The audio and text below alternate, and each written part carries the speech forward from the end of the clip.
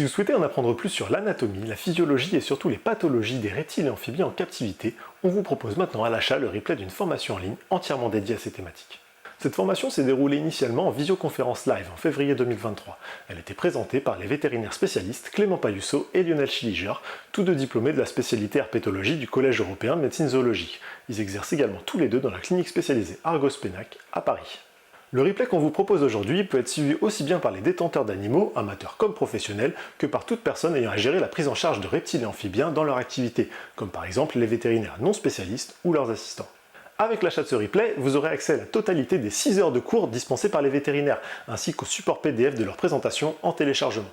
À la fin de votre visionnage, vous aurez également la possibilité de télécharger une attestation de suivi, par exemple à insérer dans votre dossier de demande de certificat de capacité. Et pour avoir une idée plus précise de ce qui vous attend dans ce replay, on vous propose maintenant d'en visionner quelques extraits. Un grand syndrome chez les amphibiens, et notamment chez les anours, c'est la Red Leg Disease ou Red Leg Syndrome, et ce qu'on traduit en français la dermatosepticémie. Donc, qu'est-ce que c'est? C'est, regardez ici, en portion, au niveau de la face ventrale des postérieurs, vous avez la peau qui devient toute rouge. D'accord? Voilà, donc vraiment la Red Leg Disease, c'est ça, c'est une peau qui devient toute rouge, plutôt en face ventrale.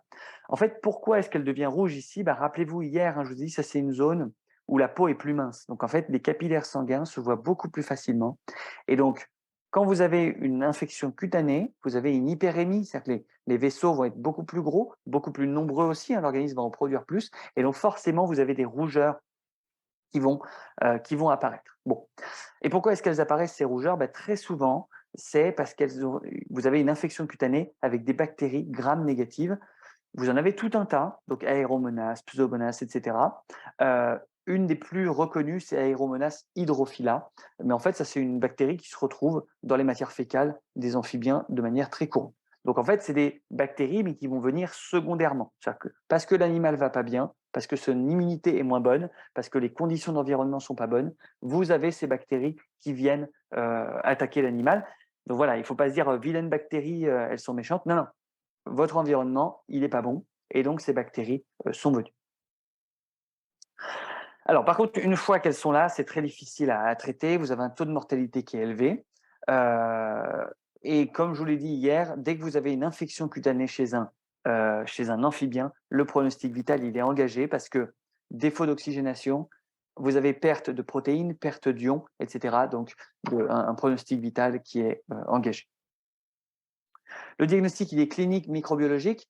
Pourquoi? Parce que je ne vous dis pas tout. Le Red Leg Disease, elle n'est pas liée qu'à des bactéries. C'est lié au chytride, qu'on verra après. C'est lié au ranavirus, qu'on verra après aussi. Donc, il faut envoyer des tests pour PCR, pour tous ces agents infectieux. Ça peut être fongique autre. Enfin, voilà, il y a tout un tas d'agents pathogènes qui peuvent faire ça. Le traitement, il va être antibiotique. Souvent, on fait ça par balnéation, c'est au niveau de bain. Et on va faire également des réhydratations pour pallier aux pertes hydriques. La prévention, vous l'aurez compris, on limite les facteurs de stress, que ce soit environnementaux, alimentaires, etc. Alors, les pneumopathies, elles sont très fréquentes chez les serpents, je l'ai dit, mais en particulier chez les bovidés et les pythonidés. Et les causes, donc, c'est la température ambiante qui est trop basse, un coup de froid, une panne EDF, le chauffage qui ne marche plus, on n'a pas été tout de suite le remplacer à l'animalerie. Un terrain favorable, donc une comorbidité, du parasitisme ou simplement une malnutrition, un animal qui n'est pas en forme. Les agents pathogènes, c'est ce qu'on appelle des bactéries opportunistes, on en a parlé tout à l'heure, qui se mettent à exercer un pouvoir toxique lorsque l'animal est affaibli. Donc, ce sont des bactéries qui sont présentes naturellement dans le poumon et qui se mettent à provoquer une infection bactérienne. Mais ce n'est pas tout, il y a également des virus qui provoquent des pneumonies chez les serpents, mais aussi des champignons ou des parasites. On a parlé tout à l'heure de Rhabdias fuscovenosa, ce petit strongle qui déclenche des pneumonies. Il y a également des causes mécaniques, les fausses déglutitions. Par exemple, lorsqu'on fait avaler un liquide à un reptile et qu'on ne fait pas attention, eh bien, on a une pneumonie mécanique par fausse déglutition. Par contre, les tumeurs pulmonaires sont très, très, très rares chez les reptiles. Donc, les symptômes, je ne reviens pas dessus, cette soif d'air, de l'hypersalivation. Pourquoi? Parce que justement, il y a une dessiccation des muqueuses buccales, donc l'animal salive pour continuer à humidifier ses muqueuses. Et un symptôme qu'on observe parfois, c'est ce qu'on appelle un œdème ungulaire, c'est-à-dire un gonflement de la gorge, qui est synonyme de difficulté respiratoire. Okay, lorsque vous avez un boa constricteur et qu'il y a une pneumonie, bien, il faut penser à la reptarénavirose, je vais vous en parler dans un instant. Et si c'est un Python rhésus, un Morelia viridis ou un Morelia spilota, pensez à la nidovirose. Alors, quelle est la première conduite à tenir que vous pouvez faire dans vos élevages avant même de consulter? C'est de vérifier une première chose toute bête, c'est que les narines ne sont pas bouchées.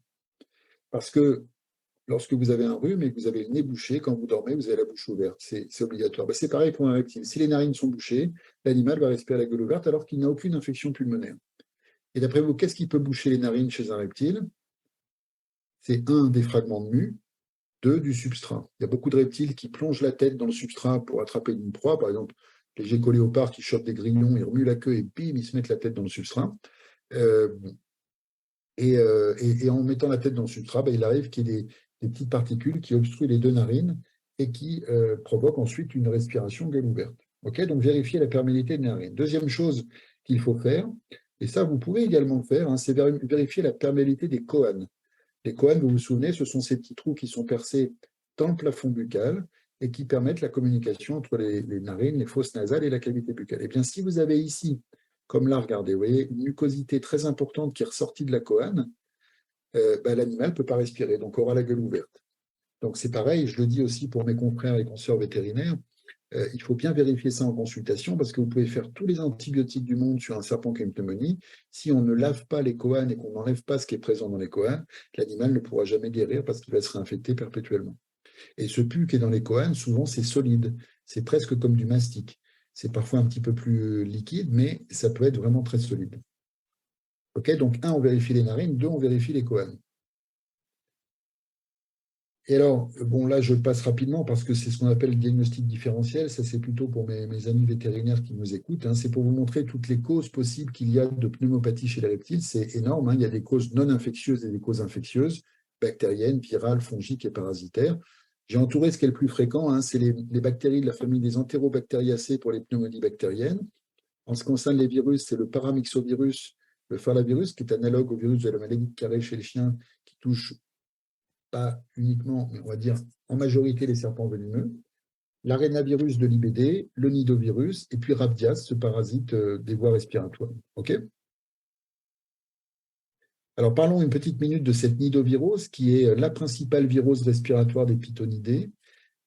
C'est une maladie émergente, c'est une vraie catastrophe. Nous, vétérinaires, on se rend compte tous les jours que c'est une maladie qui prend énormément d'ampleur.